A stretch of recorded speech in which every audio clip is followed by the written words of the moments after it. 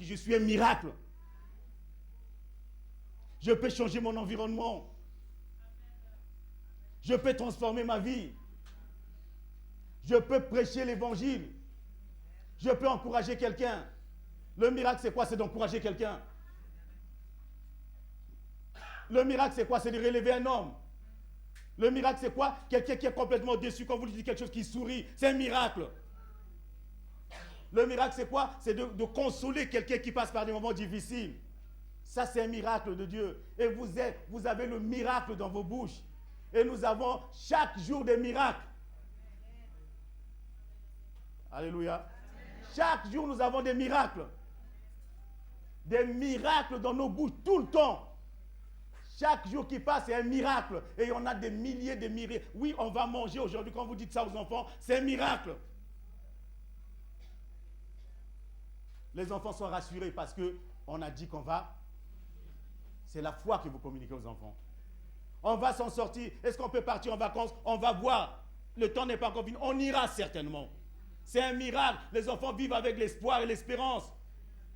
Transmettez, communiquez aux autres. Oui, tu vas à l'église. Pourquoi? Parce que Dieu est bon. Dieu a fait du bien. Ah oui, mais tu sais, toi, tu ne peux pas y aller là-bas parce qu'on parle trop.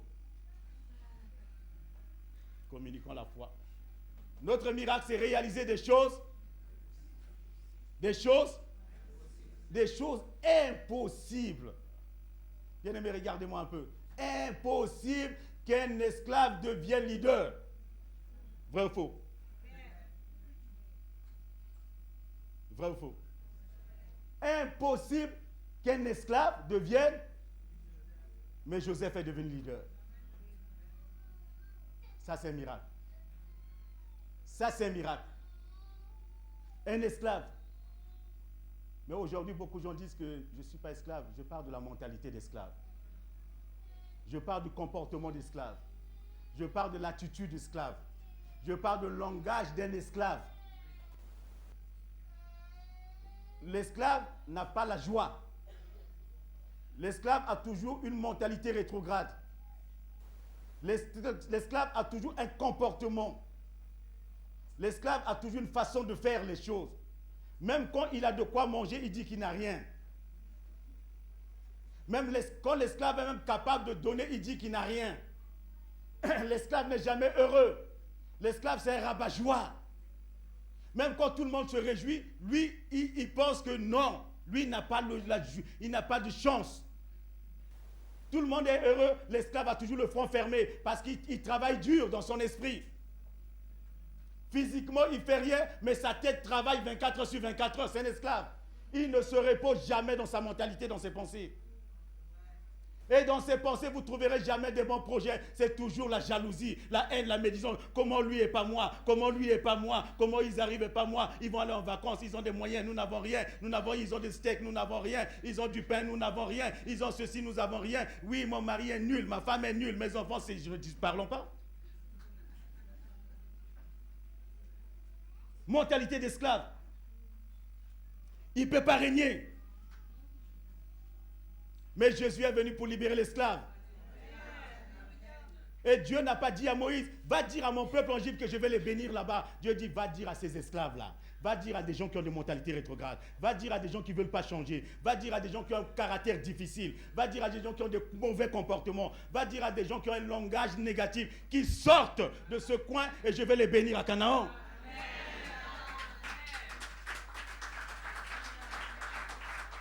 Je ne veux pas vous bénir avec les langages négatifs. Je ne vais pas vous bénir avec des mentalités de rancœur, de rancune contre les autres. Dieu ne va pas perdre sa bénédiction. Vous imaginez un peu quelqu'un qui est avec des comportements, des langages comme ça, s'il est béni, il montera sur la tête de tout le monde. C'est pour ça que l'esclave ne doit pas régner. Parce qu'il a encore des mentalités rétrogrades. Parce que dans sa mentalité, c'est toujours la vengeance. Ce qu'ils m'ont fait, quand j'arriverai, ils vont voir. C'est pour ça que Dieu a changé complètement le comportement de Joseph. Quand Joseph est arrivé au rang de leadership, quand ses frères sont venus dire, Genèse 50, le verset 20, vous avez médité de me faire le mal, mais Dieu l'a changé en bien. Alléluia. Ma bénédiction n'est pas contre qui que ce soit. Ma bénédiction, c'est pour les autres. Je suis béni pour bénir. Je ne suis pas béni pour montrer ma bénédiction. Je ne suis pas béni pour narguer les autres avec ce que j'ai. Je ne suis pas béni pour montrer aux autres, vous êtes nuls, moi j'ai travaillé dur. Mais je suis béni tout simplement pour montrer que Dieu est bon. Et que ce que Dieu a fait dans ma vie, qu'il fasse le double, qu'il fasse la plénitude, qu'il accomplisse plus que toi, et qu'il te bénisse, qu'il t'accorde, que tu avances, que tu prospères, que tu ailles de l'avant. Et plus nous allons avoir cette mentalité, plus nous allons nous réjouir de la bénédiction des autres, plus nous serons bénis. Pourquoi les gens ne sont pas bénis alors qu'ils sont dans la présence de Dieu ou Dieu bénit? Tout simplement parce que, ah oui, lui, ah oui, lui, ah oui, lui. Mais oui, Dieu n'a pas dit que nous sommes en train de faire, nous sommes pas chacun son tour. Et Dieu peut nous bénir en un clin d'œil. Mais il est là pour nous bénir. Réaliser des choses impossibles. Et nous avons baptisé cette année, c'est l'année de la réalisation des grandes choses. Réalisons des grandes choses. Les petites choses sont là. Peut-être pour vous, ça ne vous dit rien du tout. Mais ça fait des années, je fais partie d'une fédération où les problèmes que des grandes communautés, des grandes églises ont des problèmes avec leur municipalité. Les gens sont en procès. Mais voir la municipalité venir en ce lieu et qu'on discute, qu'on parle, qu'on dit je vais à la mairie comme je veux, non pas pour demander des maisons, pour demander à manger, mais pour discuter des projets de la ville. Mais je bénis Dieu pour cela. Être en bon terme, une bonne relation avec ceux qui nous gouvernent. C'est merveilleux d'être en bonne relation. Jésus n'était pas en conflit avec les pharisiens. Il n'était pas en conflit avec Caïphe. Il n'était pas en conflit avec Pilate. Même Pilate, quand on l'a amené, Pilate dit, mais je ne sais même pas de quoi. Moi, je n'ai rien à te reprocher. Parce que c'était un homme de relation. Il allait dans leur synagogue, il prêchait l'évangile sans eux. Il ne disait pas que vous êtes dans la synagogue, vous êtes perdus. Mais il allait vers eux. Il est bon. Quand on a fait de la musique, toutes les chorales se réunissent ensemble avec nous pour chanter. Mais c'est un miracle. C'est des grandes choses. Nous sommes en train de faire des bonnes choses. Nous réalisons des grandes choses. Et nos enfants viennent de réaliser des grandes choses. Alléluia. Réaliser des grandes choses. C'est ça le miracle. Seigneur, je peux le faire. Il dit oui, tu peux le faire. Seigneur, qu'est-ce que je peux faire? Il dit tout. Comment tout? Tout. Je puis tout. Même avoir l'argent, il dit oui. Mais la soeur qui est célibataire dit oui. Elle peut se marier. Et le frère, il dit oui, lui aussi peut se marier. Ah bon? Mais celui qui cherche du travail, il dit oui. Mais celui qui a un comportement bizarre, lui, il peut aussi changer. Mais je ne peux pas le changer s'il ne veut pas qu'il change. Quelqu'un m'écoute? Je ne peux rien faire s'il ne veut pas. Dieu demande toujours notre permission avant de faire quoi que ce soit. Veux-tu être guéri? Vous êtes avec moi? Veux-tu être Bartimée, que veux-tu que je fasse? Vous savez, dans le cœur de l'homme, il y a beaucoup de choses. Peut-être Bartimée voulait l'argent. Vous êtes là? Peut-être Bartimée voulait l'argent.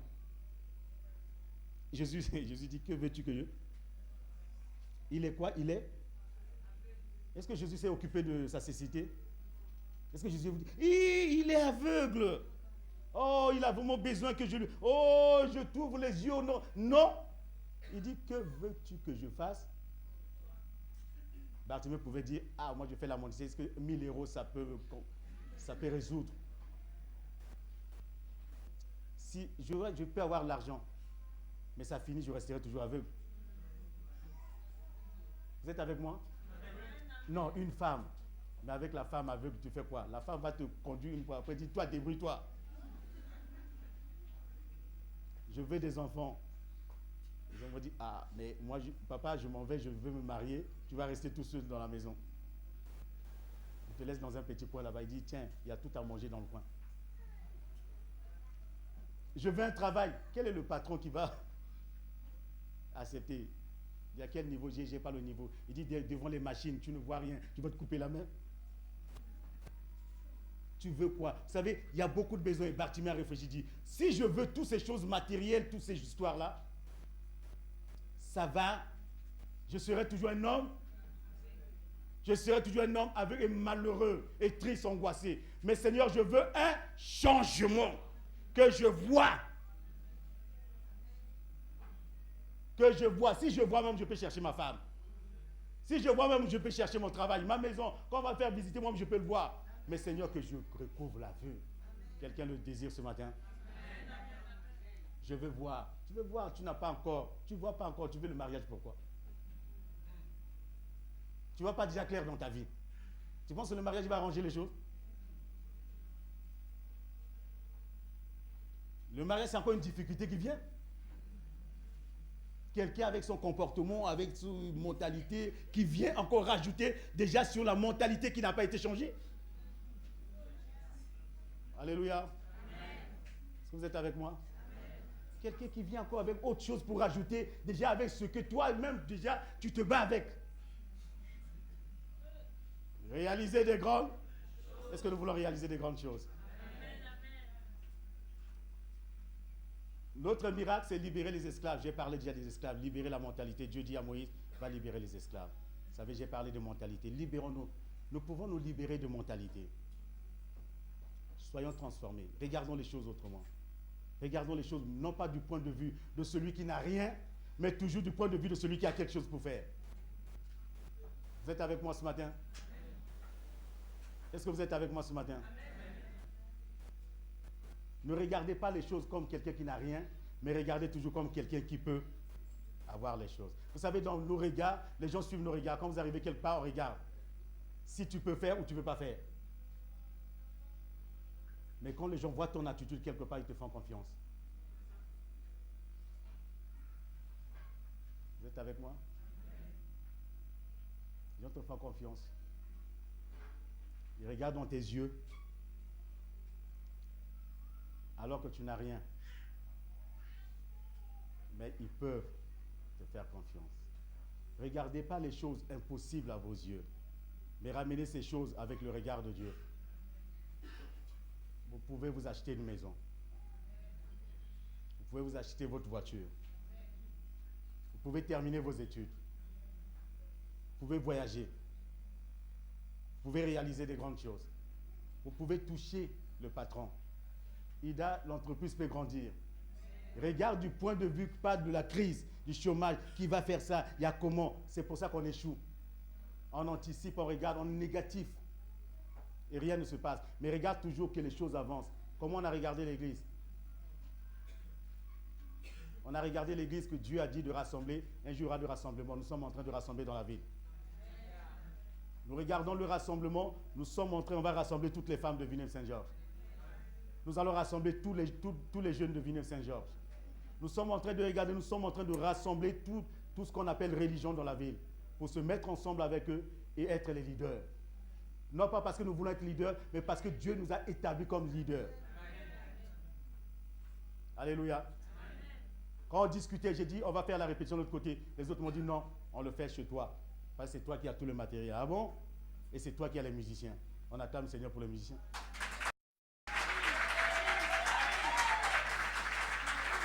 Vous savez, bien aimé, pourquoi je dis ça? Eux, ils ont vu les musiciens que moi, je ne vois pas.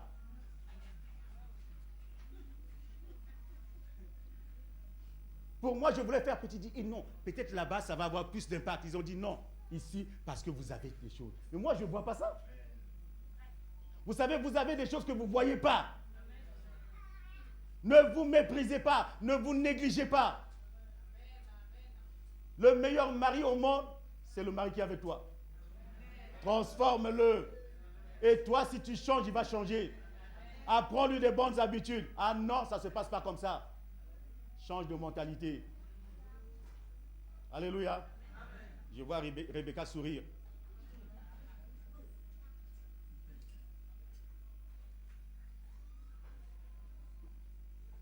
La meilleure femme, c'est celle que tu as. Transforme-la. Ça fait une semaine que tu as la même tête. Tu peux changer, s'il te plaît? Alléluia.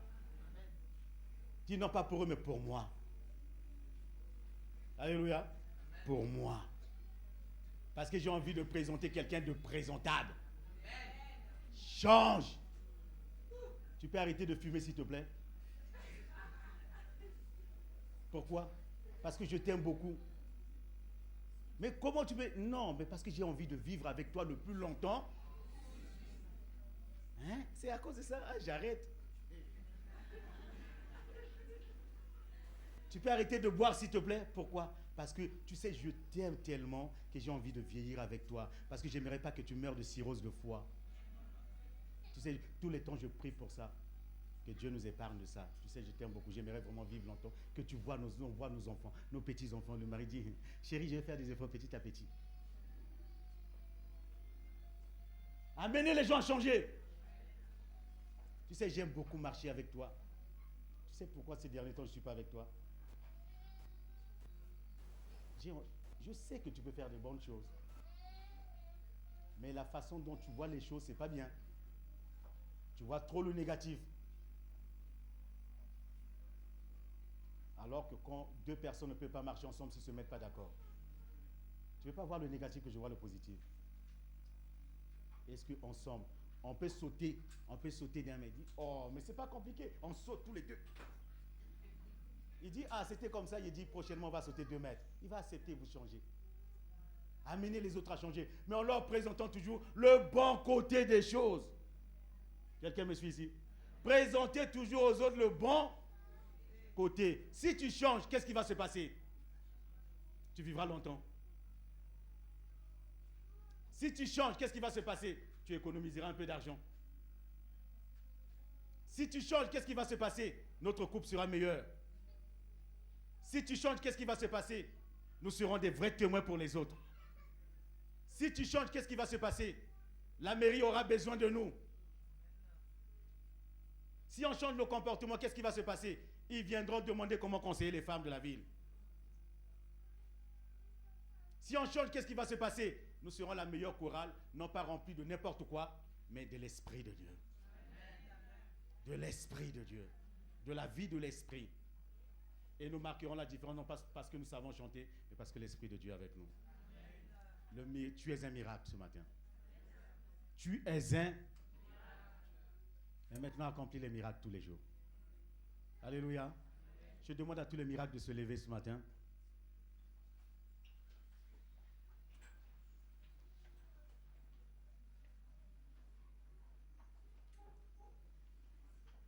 Ce matin, ne demande pas un miracle, tu es un miracle.